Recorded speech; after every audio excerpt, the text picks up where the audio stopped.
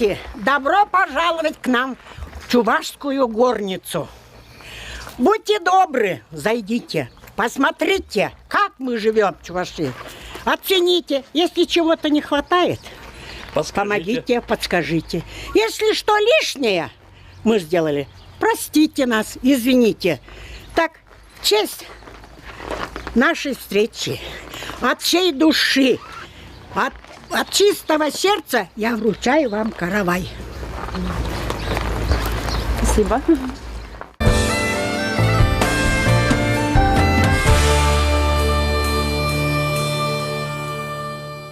Вот есть такие исторические моменты. Мы говорили о переселении в Иркутскую область Чувашии. В 1900 году в Чувашии была сильная засуха. И если мы говорили в 1900 году, у нас в Чувашии уходили то, что было мало земли.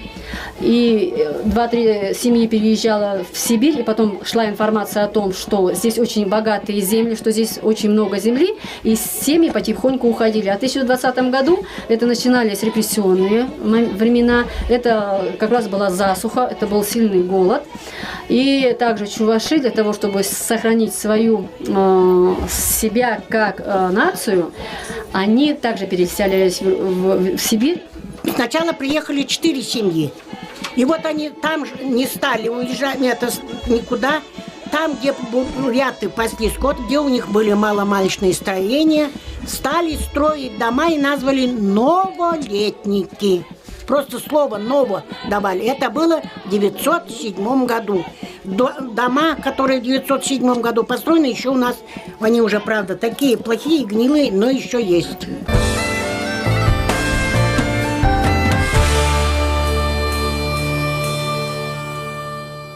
В чувашском национальном костюме основную роль играет головной убор. Головные уборы, они достаточно имеют разные разновидности. Они зависят от того, кто его носит. Ребенок маленький носит, девочка, которая не замужем, или женщина, которая уже вышла замуж. Вот, например, детский национальный костюм. Здесь у нее вот такой небольшой ободочек. Это говорит о том, что она еще девочка, сами знаете, по росту. Вот они так носили. У них, чтобы это все звенело, чтобы все звучало. Значит, а уже более пожилого возраста женщины, они носили головной убор тухья. Это самое необходимое. Если вы обратили внимание, вот головной убор, он имеет вот такие металлические вот здесь манисты. А вообще, раньше делали из монет. Да, это сделалось из монет. Почему это делалось? Это идет еще, если рассматривать чуваши, они появились еще во времена скифов. Тогда были сильные войны. И женщины наравне с мужчинами участвовали в военных действиях. И для того, чтобы защитить себя от луков, от стрел и от сабель, они специально головными уборами так закрывали. Они полностью, это была кольчуга. Маниста, она тоже сделается из монет. А обычно такую манисту делали девушки на свадьбу, да? После свадьбы. После свадьбы одевается. Имеет право девушка одевать после свадьбы. До свадьбы она в таком наряде не ходит. Самое главное, что в национальном костюме нужно обратить внимание, что имеются вот такие вышивки. Вообще чувашские костюмы, они все вышиты. Каждая вышивка здесь, она имеет определенное значение. На вышивке они и обязаны были по вышивке показать свое генеалогическое дерево, к какой семье, к какому роду они относятся. Это мужской костюм уже для солидного мужчины. Мы даже по орнаменту видим, что это мужчина, у него есть семья, у него есть дети, соответственно, у него и соответствующие орнаменты. Это говорит о достатке человека, что он уже взрослый человек, состоявшийся мужчина. Это, например, уже говорит о том, что по рисунку видно, это молодой человек, он еще ищет себе девушку, он в поисках. И поэтому, когда, например, приходит молодой человек в таком костюме на посиделку, то девушка уже смотрит, он холостой, значит, можно на него обратить внимание.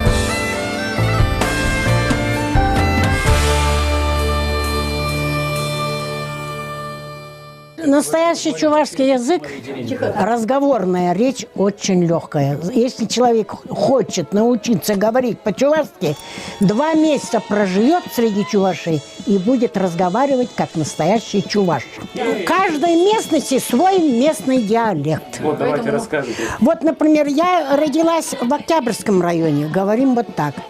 Вот. А на 3-го... Да, и там делят Нижние чуваши, средние чуваши и верхние чуваши. Так. У нижних чуваши одна разговорная речь, у средних другая, у верхних другая. Но друг друга они все равно понимают. Вот возьмем один, картошка, да? У картошки 4 названия в Чувашской республике. Щерми, щеруми, паранга, улма. Азбука-то у нас всего, это русская же, только 4 добавочные буквы. Буква А с галочкой наверху, буква У с 2 точками наверху, буква Е с галочкой наверху и буква С с хвостиком. Вот 4 буквы добавочных. Всего 37 букв в чувашском алфавите. В чувашском, чисто чувашских словах очень мало, очень редко встречаются звонкие согласные. Вот. Звонкие согласные. Поэтому вот мы чувашские, у нас в основном глухие согласные, гласные буквы. И вот когда мы чувашские говорим по-русски, у нас вместо звонких согласных больше выходят глухие согласные. Надо дом говорить, дом, том. Ну все, потому что вот так привыкли. Вот, том. Том пошел, домой, надо сказать, домой пошел, домой пошел, домой пошел, вот так.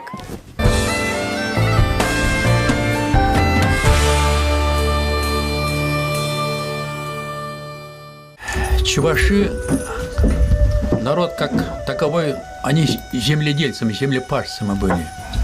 Они хорошими, были хорошими земледельцами. Даже Пушкин, проезжая на Кавказ, через Чувашию обратил на их огороды. Как они, говорят, здорово обрабатывали. Такие чистые огороды, у них там прекрасные, они умельцы были для выращивания овощей. Да вообще, значит, скотоводами были, значит. Мужчины, как таковой, значит, у них ремесла были. Вот даже просто детей надо было одевать, обувать, как говорится. Надо бы обувь как такое, значит, качество обуви, лапти были. Вот я даже сам, вот они, как говорится, наглядный пример. Даже дед в свое время хотел, мне было где-то лет 10, наверное, было от роду, хотел научить меня как плести, значит, эти лапти. Посадил, значит, конечно, из меня ничего не получилось, так я не научился плести. А женщина, женская, это домашняя работа, смотреть за детьми, топить печку, значит, готовить. Семьи были как такие большие, редко было там 3-4, а то от 5 до 10 и, наверное, даже больше.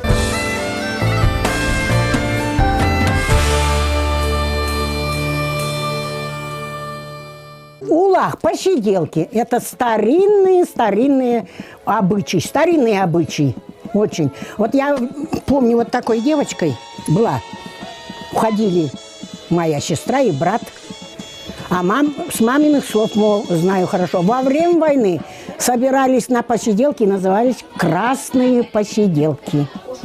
Тогда все для фронта вязали трехпалые перчатки, носки, вот вязали специально для солдат. Во время войны красные посиделки.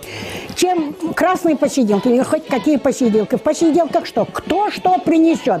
Девушки все работают. Парни приходили с гармошкой, с балалайкой, поработали маленько, давай попоем, давай попляшем, опять сели, опять работает. Кто придет, кто вышивает, кто вяжет, кто сидит, шерсть теребит, кто нитки сучит, все. И играли разные игры. Игры только, между прочим, все сидячие. Первая эта игра, в почту играли, почта. Но мы на посиделки ходили, все имели в кармане бумагу и карандаш.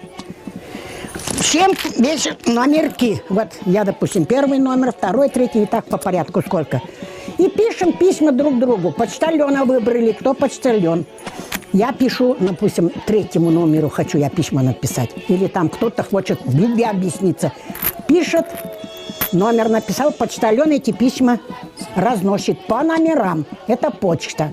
В номера играли. В деревнях раньше, в старину, даже пожилые люди собирались на посиделки.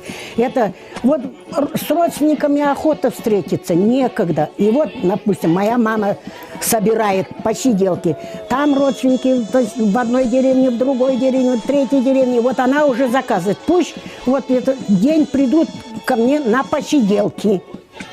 Идут люди. Вот они пришли, встретились, долгое время не встречались. Тут они встретились, посидели. Ну, тогда, конечно, женщины, у них не игры, а больше разговоры. За стол сядут, поедят, попьют, чай пьют. И опять разговоры.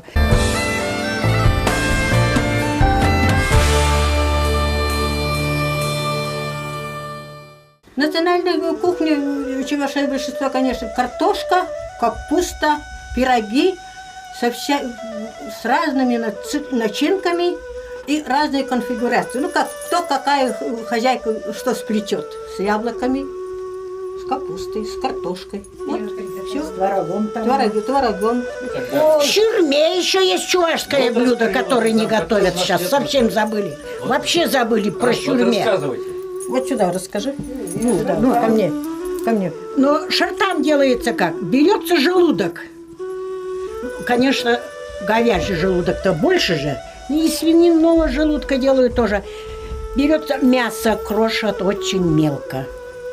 Очень мелко. Туда чесноку, перцу, лавровый лист. Все смешают и набивают желудок.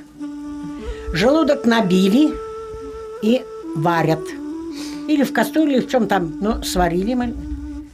А потом в русской печке было, а сейчас в русской печки нет, духовку. Достают из бульона и на сковородку или что, и духовку. И в духовке жарится этот. Шартан называется по-чувашски. Вот сами это вытащили. За один раз шартан полностью не получится. Вот сегодня вытащили, полежали. На завтра опять. Можно и остудили, снова посадили.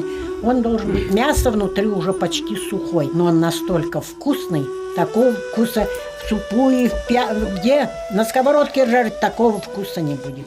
А это особый вкус имеет.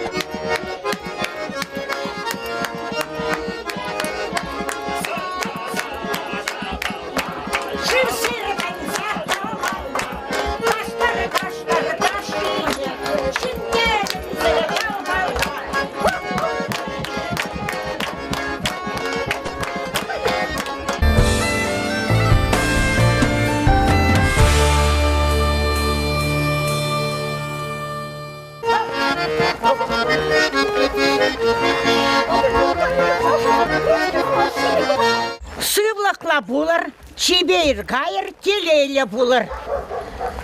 Счастливые дороги вам. Будьте здоровы, будьте счастливы. Спасибо большое.